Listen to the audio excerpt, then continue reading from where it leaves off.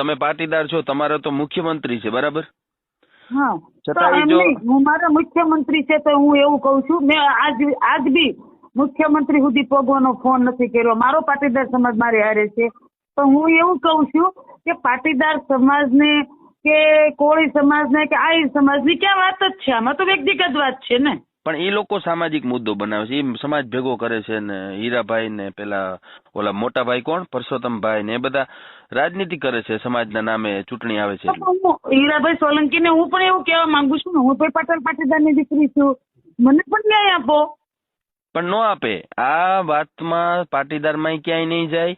અને હમણાં ક્યાંક કોળીનું મર્ડર થઈ ગયું, ત્યાં મારવા વાળા અને મરનાર બંને કોળી હતા, ત્યાં પણ નથી ગયા. કેમ કે અહીંયા રાજનીતિનો રોટલો નથી શેકાતો. અહીંયા રાજનીતિમાં વાડા કરવા માટે. તો એ વાત તો ખોટી જ છે. હું તો એવું જ કઉ છું, હું બી પટેલ પાટીદારની દીકરી છું, તો હું એવું કઉ છું તમને કે આ વિડીયામાં આપણે વાયરલ કરો વિડીયો. હું તો એવું કઉ છું કે આ પેલા તો એક ઈ છે કે પેલા તો એ સરપંચ તો છે નહીં બગદાણાના. નથી એ સરપંચ નથી, ત્યાંથી જ તમે ચાલુ કરો ને. જે ગુનો કરે છે એને તમે પેલા કેમ આપણે એને કહેવાથી, એના સમાજના કહેવાથી, હીરાભાઈના કહેવાથી પેલા પોલીસ અધિકારીઓને આવું તેવું બોલે છે, આનું આવું તેવું બોલે છે, તો શું કામ બોલે છે? પેલા સરપંચ નથી, ત્યાંથી ચાલુ કરો. પેલા સરપંચ તો છે જ નહીં. પેલા સરપંચ નથી, અને બીજા નંબરમાં એ આગેવાન નથી. એનું ક્યાંય કોઈ એનું નવનીતની ક્યાંય કઈ વેલ્યુ નથી.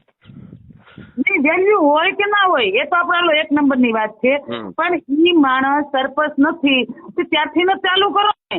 એની પાસે એટલા બધા પ્રૂફ આપીએ છીએ આપણે, એવું કહીએ છીએ કે માટી કાઢી ગયા, એ મને ઓન વિડિયા બોલે છે કે હા હું બેન તમને બોલાવી લઈશ, આ છે. તો પોલીસ કેમ ત્યાંથી ચાલુ નથી કરતા? ખોટો છે. એની પાછળ રાજકારણના લોકો છે, એટલે નવનીતને વિરુદ્ધ તપાસ થતી નથી. નકર એટલું મોટું કોઈ દીકરી ઉપર અત્યાચાર કર્યો હોય તો બહુ ખોટું વસ્તુ બને છે. ખરેખર ન્યાય અપાવવો જોઈએ. આની પાછળ ગંદી રાજનીતિ ચાલે છે બેન. હા, એમ